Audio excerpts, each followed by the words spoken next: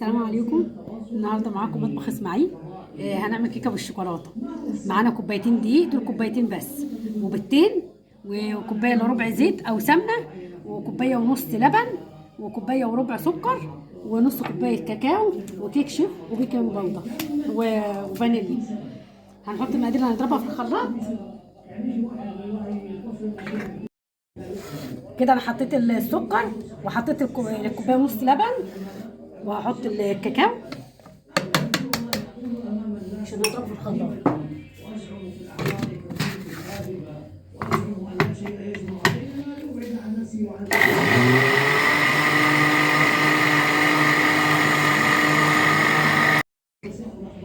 احط الزيت،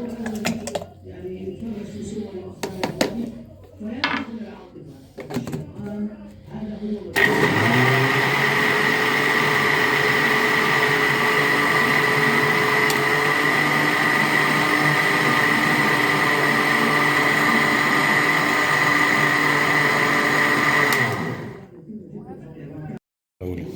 هنحط الفانيليا على البيض دلوقتي، وهنحط بقيه الدقيق هنا.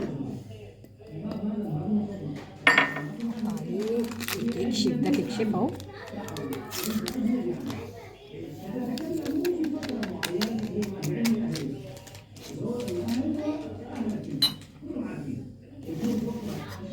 هناخد ده، احنا ضربناه مده طويله، بيتضرب كتير شويه. هناخد منه حبه نحطه في التلاجة عشان الوش بتاع الكيكه، عشان خاطر هنحطه في التلاجة هيتقلى.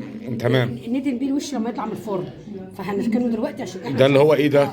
ده شوكولاته بعد اللي احنا عملناه. عملت ايه يعني؟ اللبن والسكر والزيت اللبن وسكر وزيت، ضربته في الخلاط. ضربته في الخلاط كويس، والكاكاو، وخدت حبه عشان الوش. هحطهم في التلاجة دلوقتي. والتانيين الباقي هتضيفيه على الدقيق؟ ماشي. على عجين يعني. ده رشه ملح. وده رشة ملح.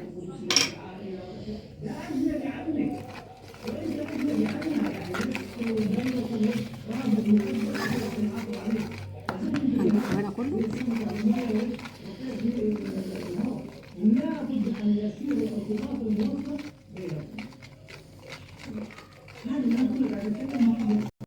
كده انا حطيت البيض، وحطيت الصوص بتاع الشوكولاته. هضربهم كويس جدا، شربهم في بعض عشان نحطهم في الصينيه. بسم الله الرحمن الرحيم.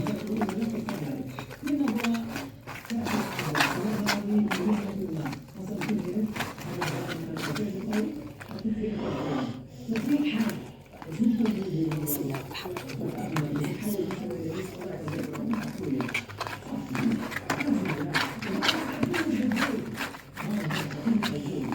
نضربهم كويس جدا، وهنفضهم في الصينيه يا جماعه. بصوا يا جماعه، هي خلصت اهي. خلصناها احنا كده. وريهم السمك بتاعها ولو انت ايوه. هوريهم بالمعلقه. بالمعلقه ماشي. بصوا، دي صينيه دهناها سمنه او زيت، ورشينا فيها كاكاو، عشان هي بالكاكاو مش هينفع احط دقيق عادي.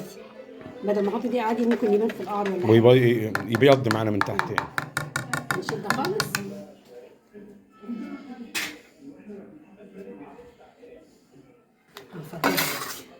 بص السمك بتاعها اهو. بسم الله الرحمن الرحيم. بسم الله الرحمن الرحيم.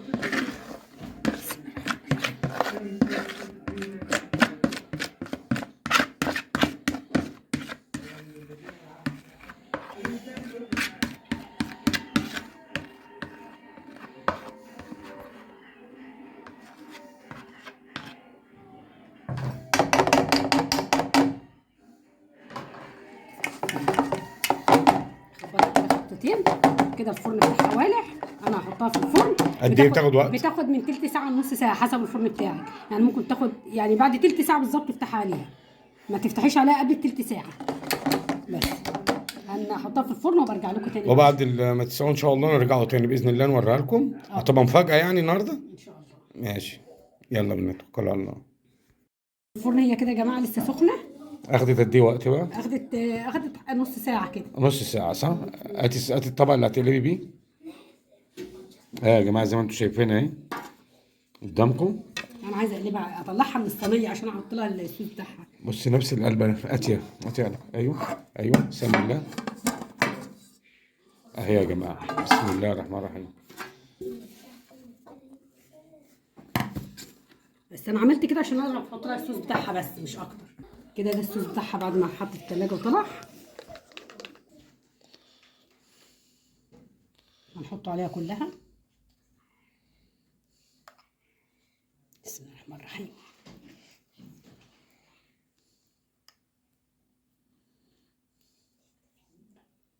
نغطيها بيه.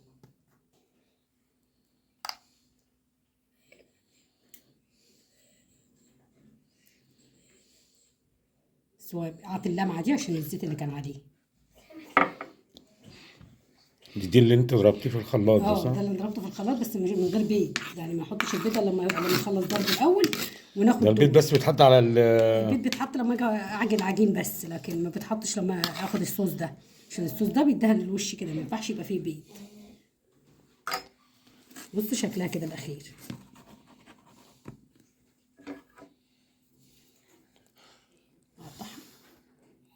كده بعد ما قطعناها وطلعناها في طبق، شكلها حلو جدا والصوص حطينا عليها. هو سايح حواليه عشان هو لسه هي طالعه من الفرن فسخنه، ففاكك كمان شويه لما هي تبرد هيجمد عليها. بس هو شكله حلو جدا والكيكه بص حلوه من جوه ازاي. التخانه بتاعتها جميله جدا.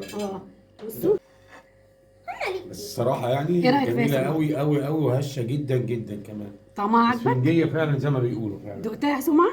دقتها والله. حلوه قوي قوي صح؟ وطريقتها جميله جدا وبسيطه جدا يعني. بص السمك بتاعها قد ايه؟